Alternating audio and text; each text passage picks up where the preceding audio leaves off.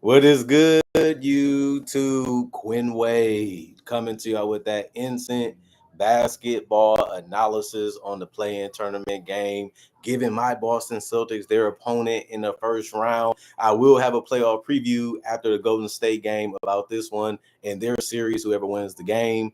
But now we're going to talk about the Orlando Magic and the Hawks dueling it out, battling out for the 7th seed. And the Magic was just too big, too strong, too long for the Atlanta Hawks, giving them a lot of trouble, turning them over, forcing them to over dribble, forcing them to overthink, making them uncomfortable, and making it tough for them to score consistently. The Hawks did make a run to possibly be able to get the lead. Never really happened. Never really gave them a scare. Cole Anthony was huge tonight for the Orlando Magics. And you can just say, I was wrong on this one. The Magic scored 120. The Hawks couldn't even score 100 points.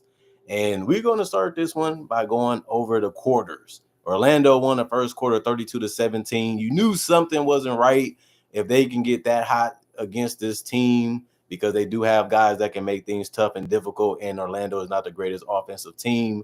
But the Hawks did come back in that second quarter and win it 30-29. They also won that third quarter 26-18, but the Magic put the finishing touches on them with that 41-22 fourth quarter for them to win 120-95. Let's talk about the Hawks first. Onyeka Okongwu was 5 of 10 from the field, played 33 minutes. He was 1 of 2 from 3. He did have 9 rebounds and 2 of them being offensive with 3 assists and a block. 3 personal fouls, a minus 17 and plus minus. He had 11 points. He didn't really get the advantages that he usually does. They couldn't really find him enough. He never really got open enough to really hurt the Orlando Magic. You can give credit to communication, give credit to properly rotating or just staying stuck to your man. That was one of their weapons that they neutralized. And then Zachary Ricochet. We know that he's a hit or miss guy. You know he's going to try to get out in transition. He doesn't have the best blow-bys. He doesn't have the best shot creation. That got exposed in this game. He finished with 29 minutes. He was 2 of 10 from the field, 1 of 5 from 3, and 2 of 2 from the free throw line. He did have 3 rebounds and 1 personal foul. He was a minus 15 and plus minus. He only had 7 points. He didn't really do much tonight. But rookies have those type of games where you want more. You think you're going to get more, but you can get let down. And that was what he did today. Muhammad, he played 26 minutes. He was 5 of 5 from the field, 2 of 5 from the free throw line. He got some good looks. He was able to convert all of them. That's always a good thing for your team. But he only had 4 rebounds and 2 of them being offensive, 2 assists, 1 steal in the block. I mean, they kept going at him. They kept getting to the basket. They kept scoring on him. So his defense wasn't where it needed to be. But he did have 3 personal fouls. He was a +2 and plus minus. He finished with 12. Trae Young was frustrated. You know, he had hope and he kept playing with his team, but he just knew the game was over. Most stars have those mental breakdowns where you just disappointed in yourself and in your team, and you just feel like we beat ourselves tonight, and they really did.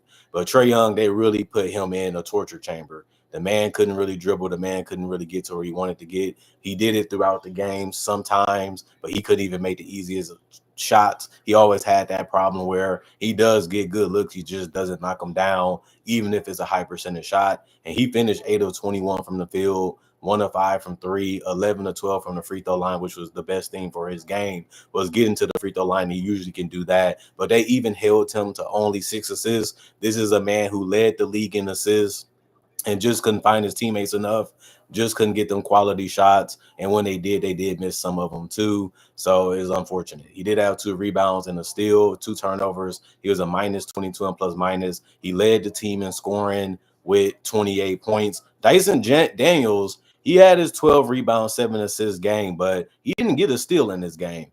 He was 3 of 8 from the field. He got some good drives. He did try to attempt a 3, and then he shot it and missed it. He was 1 of 2 from the free throw line. He did also have 2 blocks, 2 turnovers, and 3 personal fouls. He only had 7 points. He didn't do what we thought that he would do. He played defense. He competed. He just wasn't able to score or get good shots that he wanted to take, so he passed them up. Dominic Barlow, 1 of 3 from the field, 0 1 from 3, 4 4 from the free throw line, 3 rebounds, 1 of them was offensive with a block, a personal foul. He was a minus 11 and plus minus. He ended up having 6 points. That's good production for him in 12 minutes. This is what you want him to do, not get in the way, not stop the ball, and just try to score. He was able to do that at the free throw line for the most part. George Niang hit some big shots, really gave them a chance. 5 of 11 from the field, hit a crucial 3 that gave them hope, but he was also 4 4 from the free throw line. He did get 3 rebounds, one of them being an offensive board. He had a turnover and 2 personal fouls. He's a minus 20 and plus minus. He led their entire bench with 15 points. Karis LeVert, he had a lot of shots when it comes to volume, but he only finished 3 of 11 and missed every single 3 that he took, which was 2. He was 1 of 3 from the free throw line, did have 6 boards, 3 of them being offensive with 3 assists and 2 steals, 1 turnover, 4 personal fouls, a minus 26 and plus minus. He finished with 7 points. You would like him to do a little bit more, but he did get the 2 steals and assists and the rebounds. He just couldn't make enough shots, which they really did need in this game. You can say the same thing about Terrence Mann. They put the ball in his hands. He just went 0 of 5, and he went 0 of 1 from 3. He did get to the free throw line and make both, but it was just a bad game for him too. He did have an assist and a steal also with a personal foul. He finished as a minus 13 and plus minus with 2 points. And Krejci got on the court, didn't attempt a shot or a free throw, but he played 7 minutes. He only had a turnover. He was a minus 3 and plus minus. Jalen Johnson, obviously he's still going to be out. And Garrison Matthews didn't play, coach's decision, although he was healthy. 32 of 84, 38% from the field, 4 of 21, 19% from 3, and 27 to 34, 79% from the free throw line. The free throws gave them their best chance of being able to stay in this game because they really couldn't make any shots consistently. They was able to get hot for a little bit, but they cooled back down. 42 rebounds, 22 assists, 5 steals, 5 blocks, 7 turnovers, and 18 personal fouls. And then the winner, the Orlando Magic.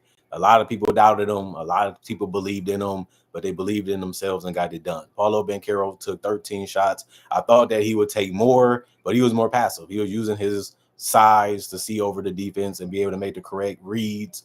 And they double teamed him. They trapped him throughout the game just to try to get him out of his comfort zones and just to make it tougher on him. But he made the right plays and he got to the free throw line. He's physical. He's going to come at you. He's going to make it tough to stay in front of him. And even if you do, he might even try to bump into you and still score. He finished 4 of 13 from the field, 0 of 3 from the three-point line, 9 of 11 from the free throw line. He had 9 rebounds, 7 assists, 1 steal, 1 block, 3 personal fouls with 3 turnovers. He was a plus 18 and plus minus. He finished with 17 points. Franz was really good too, but he just couldn't make a 3, just like Paulo. He was 0 of 5 from 3 and 1 of 2 from the free throw line, but he finished 6 of 15 from the field. He also did get a double-double, 13 points with 13 boards, one of his boards being offensive with 3 assists, 2 steals, and a block, 2 turnovers, 4 personal fouls. He was a plus 14 and plus minus. I liked it, him just using his feet and trying to stay in front of guys, making guys take tough shots, making guys take shots from the perimeter. I think him and Paulo did a good job on that too. But the guy that came out of nowhere had a great game that we could expect them to, but it was bigger than what we thought it would be, which was the 8 of 12 from Wendell Carter. He only took 12 shots, but he finished 8 of 12. That's very efficient. 1 of 3 from the three-point line, 2 of 4 from the free throw line, 7 rebounds, 5 of them being offensive, 2 assists, 2 blocks, 1 turnover, 4 personal fouls, a plus 28 and plus minus. He finished with the most points for the starters with 19. Corey Joseph did like I said he would do. He had spaced the floor, hit shots on the perimeter. They needed him to do that, just being a weapon out there. When they pass it to him, he was 3 of 6 from the field, 1 of 4 from 3, 2 of 2 from the free throw line. He did also get 2 assists and a block. You wouldn't think Corey Joseph would be able to get a block, but he did. He also had 1 personal foul. He was a minus 12 and plus minus. And Kentavious Caldwell-Pope was a disappointment. He was 1 of 8 from the field, 1 of 7 from 3, but he went 2 of 2 from the free throw line. He did get 5 rebounds to him being offensive with 2 assists, 3 personal foul, a minus 3 and plus minus. He ended up having 5 points. Jonathan Isaac, 3 or 4 from the field, or 1 from 3. He used his length and size in the painted area, and it worked out. He finished with 18 minutes, 8 rebounds, 2 of them being offensive with 2 assists, 2 steals, and a block, 2 turnovers, minus 3 and plus minus 6 points. Tristan Da Silva only played a couple minutes, which was 4, and he went 1 of 3 from the field. He was 0 of 1 from 3, but he also went 2 of 2 from the free throw line, so he finished with 4 points in the board.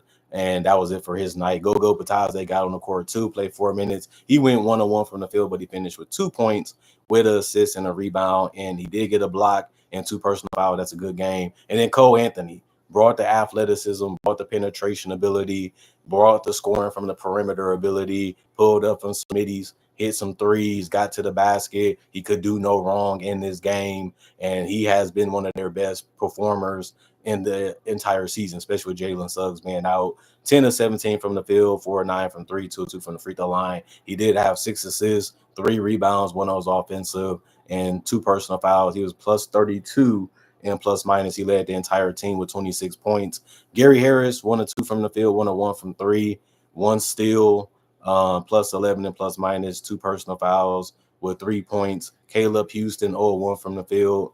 It was a 3 that he missed, and that was his only field goals, no free throws. He did get 3 rebounds and 2 personal fouls. He was the plus 6 and plus minus. He finished with 0 points.